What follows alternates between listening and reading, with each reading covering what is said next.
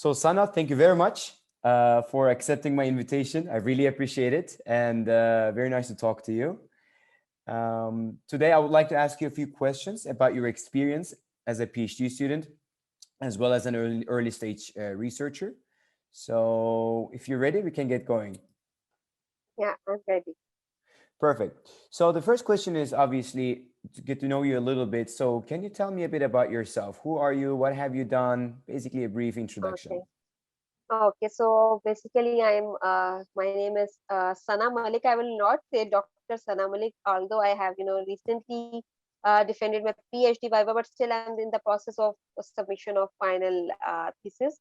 Uh, Coming soon, Dr. Sana Malik. So my name is Sana Malik, and I'm from Pakistan, and I am the youngest one in my family from this six siblings. I'm the youngest one, and I am an architect by bachelor's degree. I did some projects in the field, but then I got an opportunity to work in academics as a faculty member. So I joined University of Management and Technology, Lahore, Pakistan, in 2012. And after teaching over there for 1 year, then I thought that I should go for masters, because in academics you definitely need a master's, PhD. These are all the requirements that you need to get going and having a good promotion as well, and getting fame and name in your field. So I went I applied for many places, but destiny took me to Malaysia, and Hmm. I completed my master's in housing in 2014 from University Sense Malaysia, that is known as USM, in Penang, Malaysia. And then I came back, and then I joined back my job again. Um, Meanwhile, I did, luckily had a chance to go to America as well for a certification. So it was life learning experience. Then we launched, different master's program, and we also inaugurated a housing research center in my organization. But then again, I felt that I always have been thinking that PhD is very easy thing to do. Why people say that it is very difficult? Why? So I guess that's the answer to find why. I thought finally I should go for PhD, and I had this my goal in my mind that before 35 years of age, before I become 35 years, I have to complete my PhD by all means. Even I was married at that time, and I was having a daughter as well. Think of taking a break from my career of Hmm. 3 years, and then I again joined Malaysia University in 2018, March 2018. I started my journey as a PhD student. And I would like to mention over here that I was on study leave. I was not working as a full-time faculty member, because I thought that if I want to complete PhD on time within 3 years time, then I have to be very dedicated. And Hmm. if I want my thesis to be a good quality, then I should serve all my dedication and commitment to this one thing, because I believe that if you do two things at one time, because doing job is a full-time commitment as well, and PhD is a full-time commitment as well. So I maybe do not do justice with this thing. Hmm. So I took that leave of 3 years, and but I managed to write my thesis in 2 years and 6 months.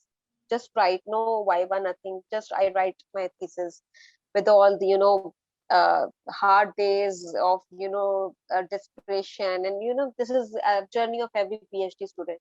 Yeah. And then I joined back after 2 years and 6 months, and last year 20 October 2020 I joined back my job. But meanwhile, my process of thesis submission going on, then I got a viva date in April 2021. And luckily I got passed in my PhD viva. It was online. I really wanted to have it in person, but due to corona it Mhm. was online. And although I have worked hard, I have very good publications, three publications in Impact Factor Journal. But still, when you don't get the voice that you have passed from your examiners, from your panel, you are still doubtful of yourself. Either I'm going to be clear the viva or not. And I was really wanted to have minor correction. It's a really pain to go back into all the major changes when they announced that I have passed with minor corrections. So it was a moment that I cannot. I guess I forget. I guess the two many moments in my life I can actually relate, and the moment I became a mother, and I guess the moment I got the announcement of being called as Dr. Sana Malik by the panel. And and we have seen a memes as well, academic memes, the longest labor ever. The PhD thesis is like longest labor, so I guess that is totally relatable.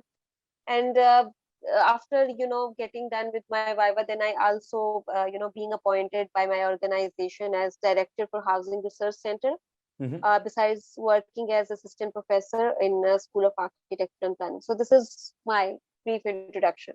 Okay, perfect. In a Yeah. nutshell, I mean, you've done quite a lot, so we'll dive into it, but just wanted the listeners Yeah. to also understand who you are and what you've done. Great. So basically, something that is related to what you just described right now, I saw in your LinkedIn, that's how I also told that I found you, is that you finished your PhD in almost 3 years. While teaching and being the acting director also of the housing research, even though you focused, but still you had your hands in different places. So my question is, how did you manage and organize your time, especially for something that requires a consistent, disciplined action over a long period of time? Okay, as I mentioned that I was not working during this whole time period, Mhm. but you are very right. But that being a PhD student is not only about being a student. You are being expected to work as a researcher by your supervisors as well, and you also want to do something during this time period, because this is not a short period of time. This is spans over years, like from 3 years normally to 5 years and 4 years. Some people have 5 years. So Mhm. in a period of 3 years, it is very difficult to keep yourself motivated and directed. I completely agree to this. But I believe that in my case, one of the motivation is my daughter, because I believe that Mm. family really motivates you to complete things on time. If you have a family, you always think of a 9 to 5 job. You want to go on time, and you want to come back on time, because someone is waiting for you. So I guess that dedication and commitment as a mother made me to do things. Other thing this was that I guess it's my nature that I wanted to. It is your personal, commitment to the thing. It matters a lot. Mm. If you keep on doing the things on time, you can manage it. But if you are just waiting that in the last year, or in the third semester, or in the fourth semester, I will start formally, no, because even if you write something wrong in your thesis, that is going to give you a direction in the later on. So Mm. I just started.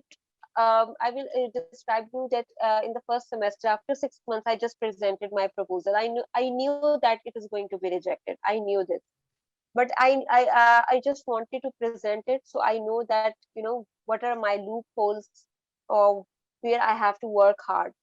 So that give me that wrong, even though I didn't pass and get the approval from the I got rejected, but still that rejection worked me as a stepping stone towards moving and getting the Mm. approval of my research proposal after a 1 year. So I managed accordingly, that because I believe that the year one is your exploration year. You keep exploring, your research objectives change, your research questions change, your the direction of your literature review changes. So it is like exploring yourself. Mm. And then in the second year, you know what you want to do. And it should be like this. I believe that you must, if you want to complete in time, then you must get all the things settled in 1 year's time. You should be done with your research proposal approval. You must be done that where are you going to conduct your study, what are your methods, who will be the respondents. So because the year two, it's like conducting the whole thing that you have in your mind, and it is not an easy task, because you have doing the field research, you are doing the pilot studies, and then if especially if you have a qualitative and qualitative research, then you have long interviews and you have to analyze them. So this is a very tiring process. Mm. So year two must be I planned my study like this, because I was doing on self finance as well, so I didn't have a scholarship, so that was second motivation for me. I didn't have spare money. I have to Mm. arrange my fee and everything on my own, and I have taken specially off from my job, from where I was earning a good amount, but Of I course. I, I had to set it, keep it aside for this sake of getting a degree. Then, but this is, then again at the same time, being a researcher, you have free time as well. I don't know why people say that they don't have time being researchers. If you measure the productivity of a research student, we only are being productive if we are sitting on a laptop or sitting on a computer. You will notice that you are productive for only 20 minutes out of 1 hour if Yes. on a journal. Yes. Otherwise, I have a bad habit. I open my word, but at the same time I open the social media, and then when the word is there, the word document is there, and then I'm scrolling down, opening Twitter, opening Insta, opening, Yeah. these are some of the distractions that are coming along. Yes. So you always have time, and you always can manage it if you just plan it out and you just focus it when you can be productive. So this is, very easy thing to do. Yes, but again, supportive supervisor, support system matters a lot. And being a PhD researcher, I believe that having the support from your supervisor who understands you is because he is like a partner in your research, just like Yes. you have a life partner. You have a partner in research, just like so and you have all we have also hearing of this that be careful while choosing your supervisor as compared to your life partner. So this is that important. So many little things you need to discuss with your supervisor, and you want him or her to be understanding, because that otherwise the mental pressure, yes, it doesn't let you to work properly, and you concentrate and to have the positive outcome from yourself. So that support system is matters a lot at the family level as well, financial level as well, but number one is supervisor. Having a good supervisor is the number one support you can do to yourself. And Can I then ask you two yeah, things? Can I ask you two things? yeah, Because you touched upon, I think, very, very important things. The things that I've been also following for a long time. Things that I've also discussed with my co-founder, who's also doing a PhD, as I mentioned you. So one of the things is that, and I completely agree with you, the percentage of time that we're actually productive versus the time that we spend. And we all complain, like it's so true. It doesn't matter if you're a researcher or not. Same applies to, I mean, to anybody. yeah, You're yeah, sitting here, you're working, but you're not really working. I do the same all the yeah, time. I check news, I check that, I check, like you said, social yeah, media, and actually that concentration, those neurons that are connected, poof, they just go away. And to bring them yeah. back takes a longer effort to focus again. So, did you, for example, have any established, I don't know, focus hours like time boxing, where you said, Yeah. okay, this time I will not check anything, I will do, like, how did you manage that? And I Yeah. have another question. Yeah, because I used to study in 2 times a day. It depends to the person to person. Male and female can have different timings. Again, if you are married, you are not married, you are having kids, not kids. So in my case, I knew that my daughter, I have to keep her with my mom. Okay. Mm, So I have to focus on that time. So I always manage that by starting at 9 or 10 a.m. in the morning, and then ending into 2 p.m. in the afternoon. I have to work during this thing. Although I have distractions, but because of that pressure, a good pressure is always positive. To have yes. we- some pressure must be there, because that pressure pushes you to work what is expected from you. So I used to, and again, I would like to mention, and I still see this, that when I started PhD, I made a Word document and I mentioned years, year one, year two, and year three, Mm-hmm, and mm-hmm. then months. And then I was, keeping myself goals that in this month, in this year, and in this month, I will be doing this. Maybe in this year, in this month, I will be going to this conference. In this year, I will be, writing up and publishing a paper. So, that time check, and when I, after, going through, spending that time, and when coming back to that document and reflecting on yourself, and if you have achieved that goals, it really makes you feel, because we are doing, being a PhD student, like we have participated in a conference, or even we have attended a conference or a webinar or something like this. This is an activity, this is a learning.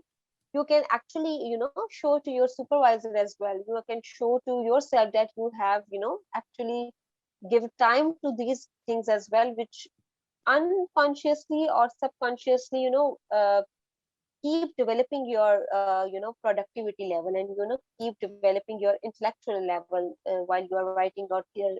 researching something.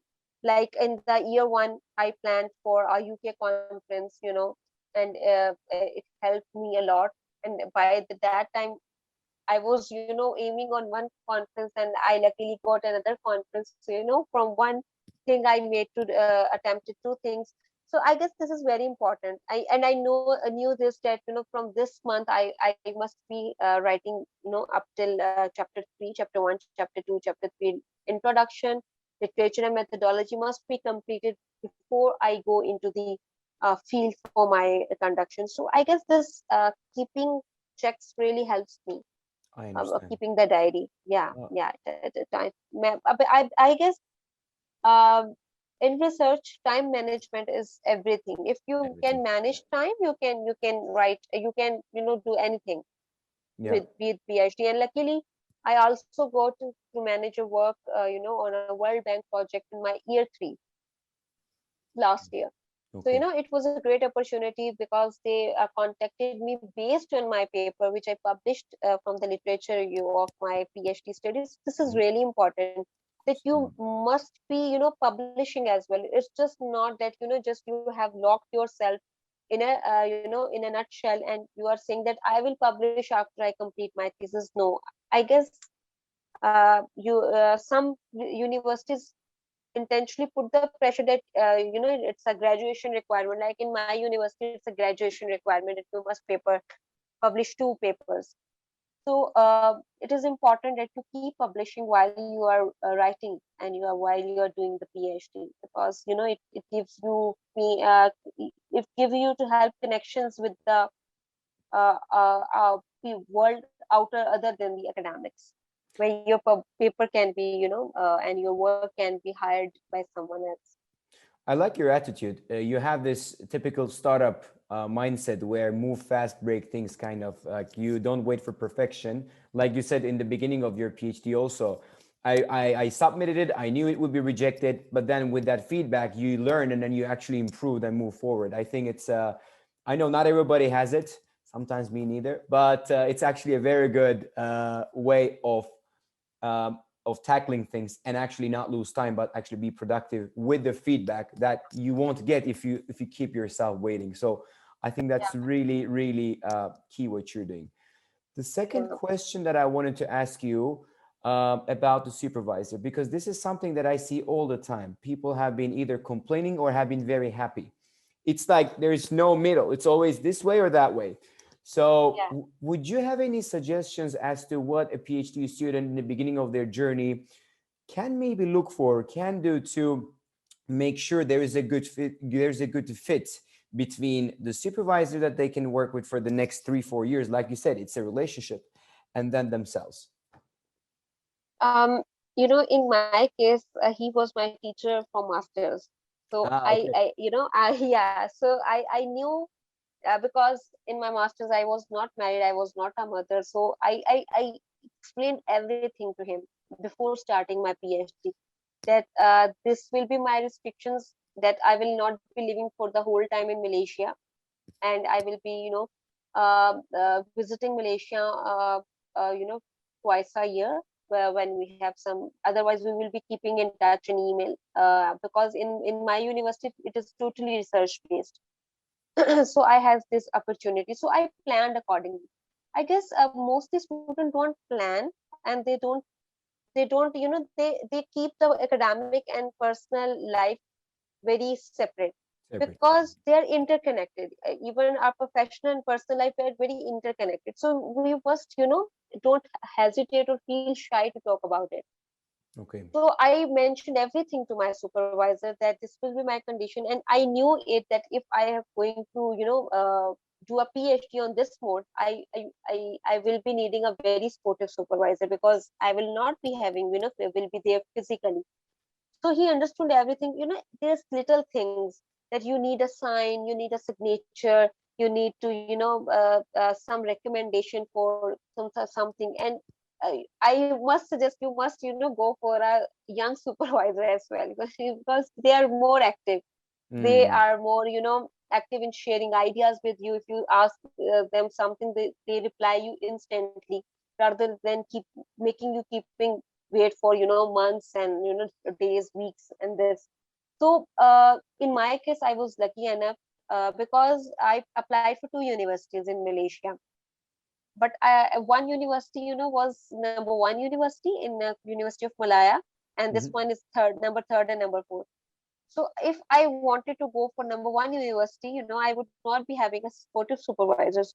So students, what they do, they go and see the researcher profile, Google scholar profile of the professor, Mhm. and they get impressed by the citations. But this is not always the case, Mm, because that citations is not going to give you a smooth journey of of course. research.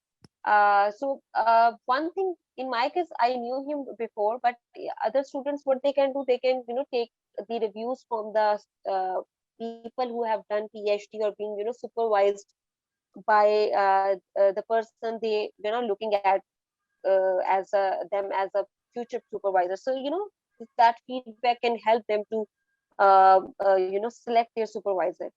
So I guess in the start communication, you are also going to have an idea that is this person is accommodative or so supportive or not, or he just snaps out of thing when I share my personal thing, or when I share some thing that I'm not good at.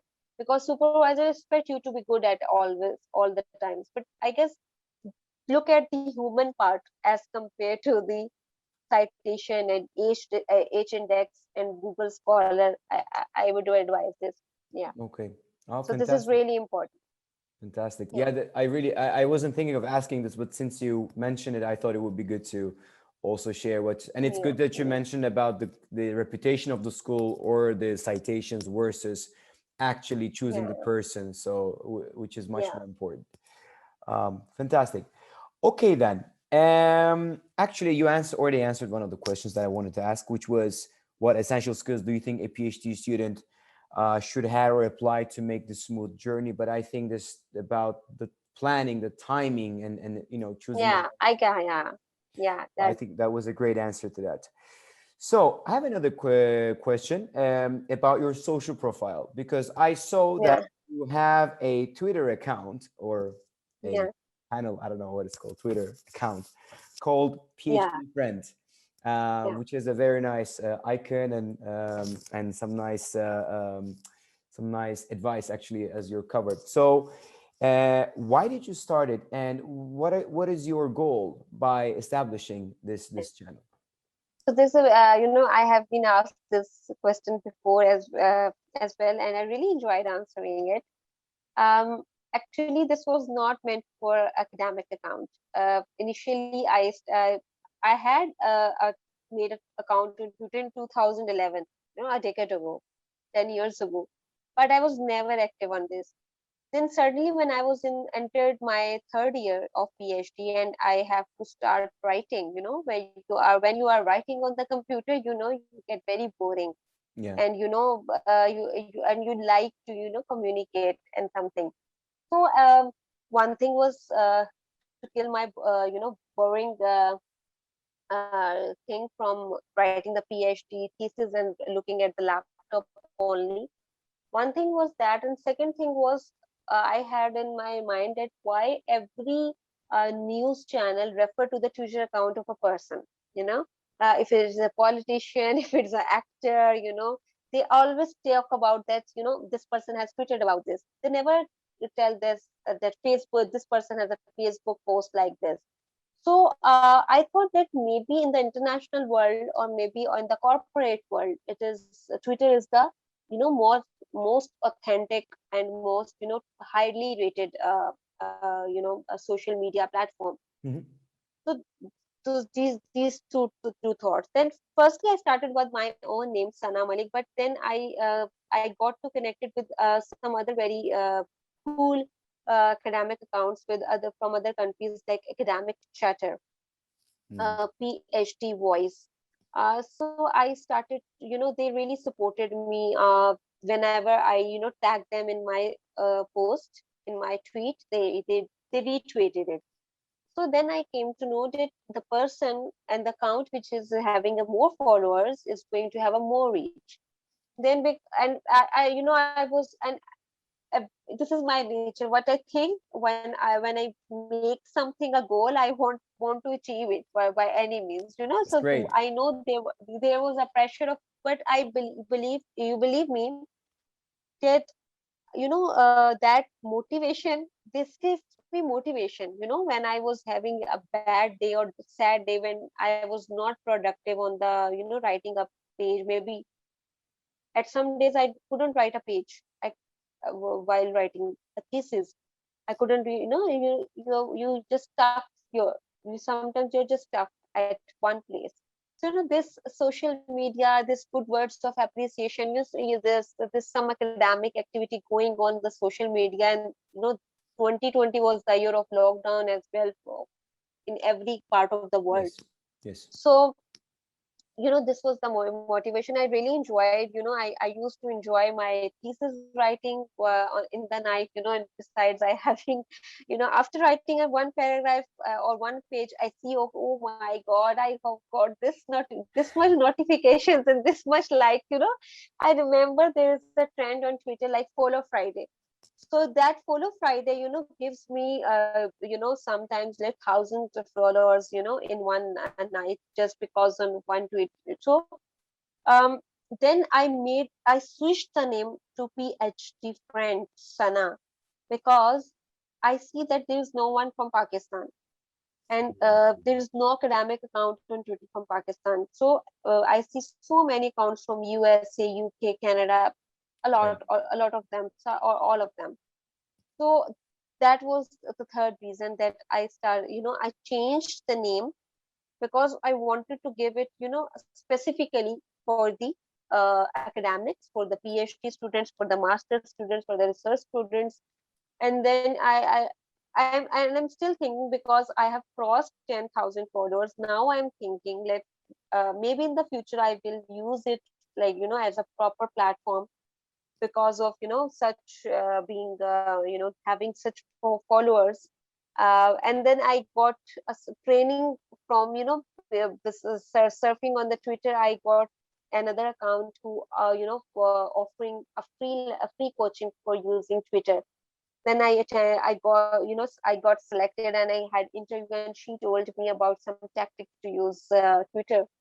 And there is you having good followers, you have some business card. If somebody wants to collaborate with you, there is social blue book, yeah, blue book. You enter your name, and then they give you the rate of your account, so you can ask that rate from the person or some organization, if they want to ask you that promote our product or promote our thing. So maybe let's see what I'm going to do with that. But I'm still very active on that, and I want to keep it alive. Yeah. And I believe that that is one also one of the achievements that I have done from the PhD journey. Of course. Yeah. Of course. But that's Yeah. great. I mean, it's also like you said, you haven't seen any scholars from Pakistan who is doing that. So I think it adds another layer of meaning to what you're Yeah, doing. and forgot to add it when I when people come to know that they congratulated me, and they really felt happy, especially the people from Pakistan, because I will be going to retweet their post, and it is going to be known and visible to thousands of followers. So they are really happy that someone from Pakistan is doing this job. Yeah. Fantastic. Fantastic. Good luck with your journey. Let's see how we go as well. We're still like in the Yeah, yeah, baby yeah, steps, yeah, but yeah, let's see. yeah. Cool. Another question that I had in mind was, you mentioned to me that a lot of students are coming to you for advice. Like, could be masters, could be PhD students. And in your opinion, what has been the most difficult part of doing PhD? And what advice can you give students around this point? I guess many students will agree that the mental health is Mm, very important. I have seen, even in Pakistan, I have seen um, cases where students, ended up with suicide okay. because of, of unsupportive environment, especially from the supervisors, especially from the system. Because PhD itself is another name of stress. Let me tell you very frankly. Okay. Either it is very fascinating to have a name. I was always fascinated with, I have two doctors, my sisters are two doctors, medical doctors. So Okay. I was very fascinated by the the word doctor, Dr. Sana Malik, because it adds a sophistication to your personality and to your persona. So that, along with that fascination, always before starting a PhD, please bear in your mind that PhD is stress itself, right? So which you are going to carry for 3 or 4 years in your Correct. life. Correct. So first ask yourself this question: are you brave enough to do that? This is very important. And don't get hesitate and discuss it with, because in my case, some of the scenarios, I would not go into the personal details, but my family used to say that your daughter is very naughty, and she was only 2 years old, and you won't be able to manage a PhD, with her. It is full-time commitment. So this is one of the case. Maybe you are not going to have the enough financial strength. That is another aspect. So first you ask how you're going to manage. How you're going to manage the family, how you're going to manage the finance. You Hmm. must ask this, because if one of the pillar going down, then the stress is going to be double, right? So if Hmm. the PhD stress is here, your stress is going to be there. And if other factors add on, like unsupportive supervisor, so it can be go here, Yes. and you can be Yes. drawn actually. Please plan. I would always say, plan yourself, plan your family time, plan your study time, even plan selecting a supervisor. Just don't jump into the decision that I'm going to just don't jump. Plan everything. Like, I started planning, and I started to think to do PhD in 2017, February 2017, and I actually started after a year. So this is very important that you must keep everything in your eyeball, and you have to think of every aspect. And then secondly, please don't get carried away that you have a time, because 3 years, when you just enter into PhD, you think that we have a long time, we have plenty of time. But you don't even, when it move you know passes on, you don't even, in a blink of eye, when you Yes. like I when I go and see myself in 2008, I asked myself where that 3 years have gone. I really don't understand. Even though I have felt everything, but still they are gone. So this is the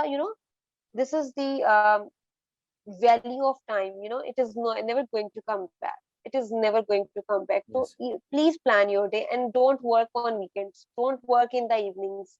I never worked on a weekend. I always enjoyed my Saturday and my Sunday, and even Friday, afternoons with my family, because this is very important. If you are going to work 7 days a week, and you are not going to have time for yourself to hang out and to spend with your loved ones, sorry, you are not going to be productive for the next weeks. So I this is understand. very important, that to keep a balance, and give time to yourself, relax, because that pause, that relax is actually more important than your working on a laptop. So this is my, and I actually, when people say we don't have time to, relax, how, why you are not humans? You don't know. Mm. You need to relax. You That's need to true. relax. That's true. Yeah. That's So true. yeah, You actually should answered never, yeah, yeah, my last yeah, question as well. But if I were to summarize, as far as I can just understand, you say spend more time on planning before you get going. But once you get yes, going, don't spend too much time planning, do things, execute them, get as much feedback as possible. So have this yeah, plan first, execute fast kind of an approach. yeah, And then don't yeah, forget to burn yourself out, because also it happens in companies. A lot of people work, work, work, work, work, and then boom, it's just one day, just, oh, I can't move. So I guess that's yeah, yeah, exactly the same in academia, in while you're doing your PhD. So yeah, uh, yeah, yeah. resonates a lot. So if, yeah, if somebody asks me, I really don't know. I still don't know. I ask myself, how have I have managed to do all these things? But I guess when I see people are doing much more than me. See, you have, you have some. Uh, if you don't dream big, you cannot achieve big. This is my motto. And if Yeah, you can't achieve that big, then if you dream big, then you are going to, even have a portion of that. But if you haven't dreamed, then you are not going to have this much as well. correct. So this is very important. So and if people now say to me, especially in women in Pakistan, they are not very vocal, they are not very bold, and especially in the middle class, Mhm. and the middle class income, they don't, very much vocal, and they don't have, voice from themselves. They, when they see me and when I get a compliment for them, then maybe I am a source of inspiration for someone else. So this really makes me happy. So these little things, it's very important, and these are actual the things that, are going to build up a whole crown. That's But true. these small steps, that's very important. Absolutely. Absolutely. Sana, it was a great pleasure to meet you. And thank you so much. And let's stay in Same touch here. for now. Thank you very much. And I wish you best of Yeah. luck with the. Thank you so much. It was a lovely time, having me and you in this small conversation. I really enjoy talking to you as well. And inshallah, if someday, if you will be in Sweden, I will be coming to Sweden, then definitely we will meet. Nice. So, Nice. yeah, take care. Bye. Okay, you too. Bye.